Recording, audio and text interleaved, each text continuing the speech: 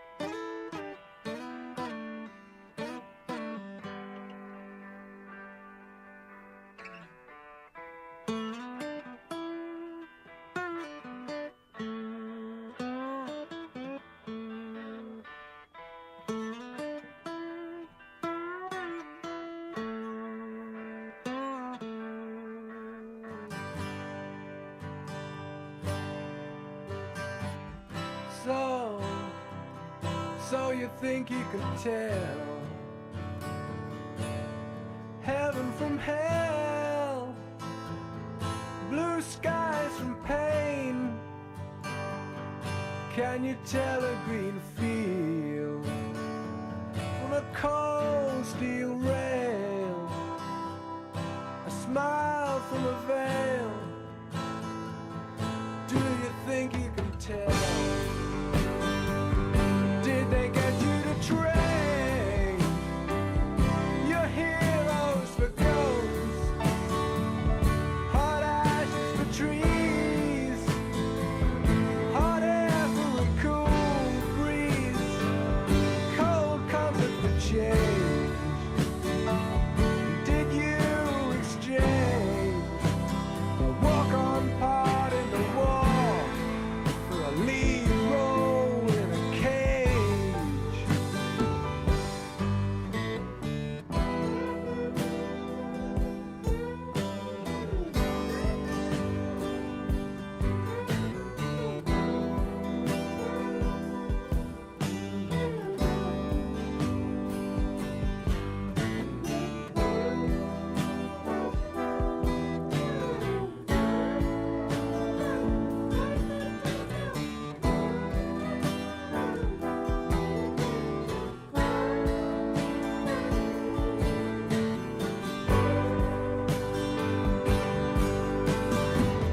How I wish you were here.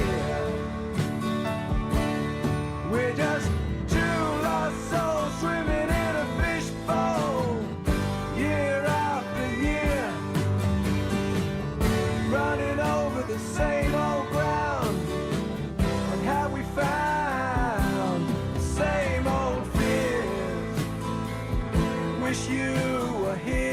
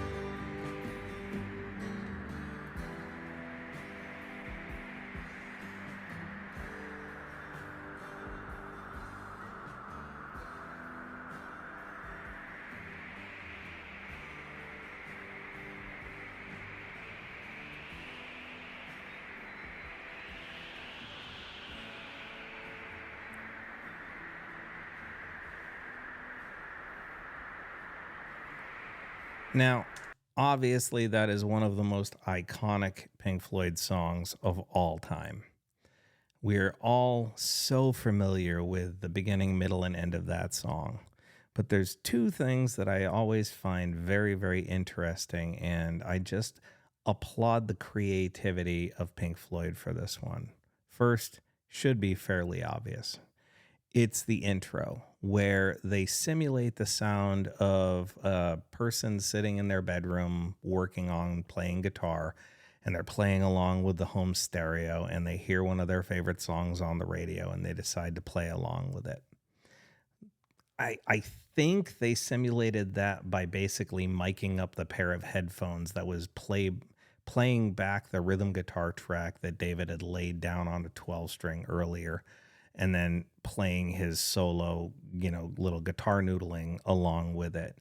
I'm not 100% sure if that's how they did it. Doesn't really matter how they did it. I think it's an absolutely brilliant piece of engineering and production that just kind of adds a super special aspect to the album and to the song. Number two, the fact that the guitar solos in there are done on acoustic guitar, but also done in sort of a scatting style.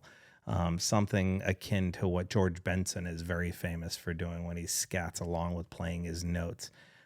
It's, even to this day, still not something that's done very often. And when you do it as perfectly as David did in this particular track, it kind of adds a new element to the song.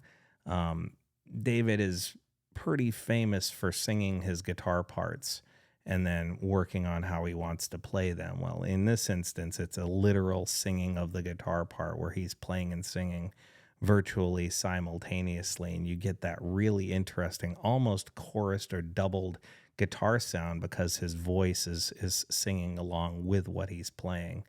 And he does that in the guitar solo, but also in the outro of the song as the wind builds up.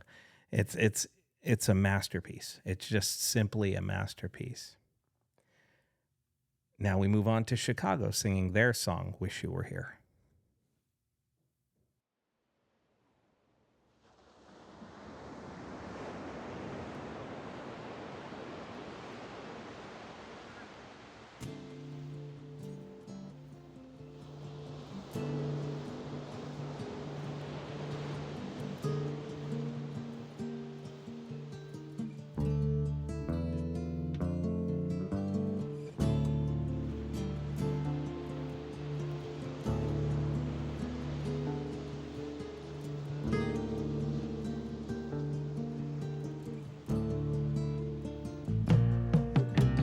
Sleepless hours and dreamless nights and faraways.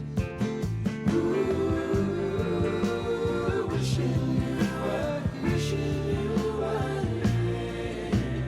Heaven knows and Lord it shows when I'm awake. Ooh, wishing you were here.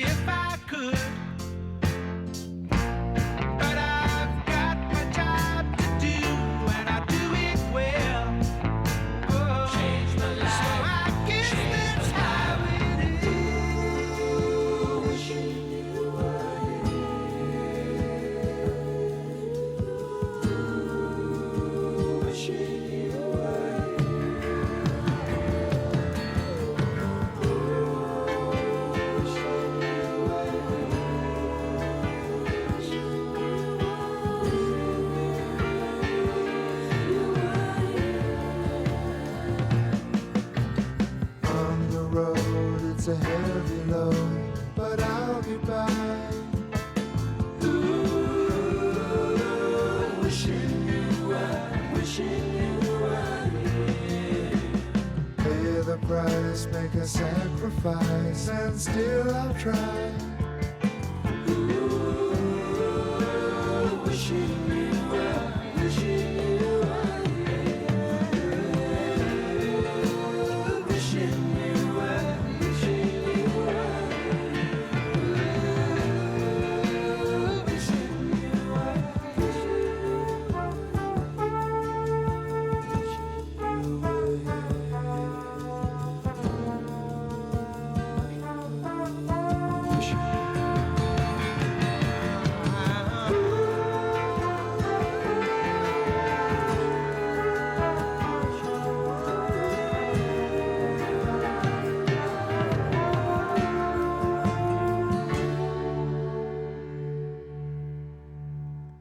Such a stunning song.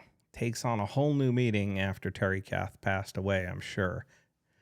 Yes, I'm playing loose and fast with the rule of same song title, different song, because the first song was Wish You Were Here. This is Wishing You Were Here. But, you know, the point comes across. Both songs are absolutely stunning. Terry Kath's voice is incredible. Absolutely incredible. Very, very underappreciated in sort of the mainstream, you know, classic rock world. We all hold his guitar playing up to being extraordinary, even though, again, he's kind of a forgotten about guitar player until you mention his name to somebody and they go, oh, who's Terry Kath? You say, oh, the guitar player who played 25 or 64. And they go, oh, that's incredible. It's like, there's so much more to him than just 25 or 64.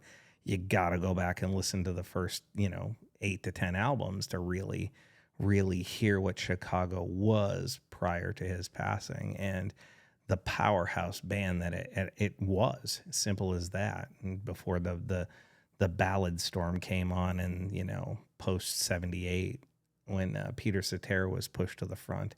And again, I sit there and say this, Cetera's got an incredible voice. He's a fantastic bass player, but people don't think of him that way. They think of him as the ballad guy, the smooth vocal voice of the band. And you're like, ugh.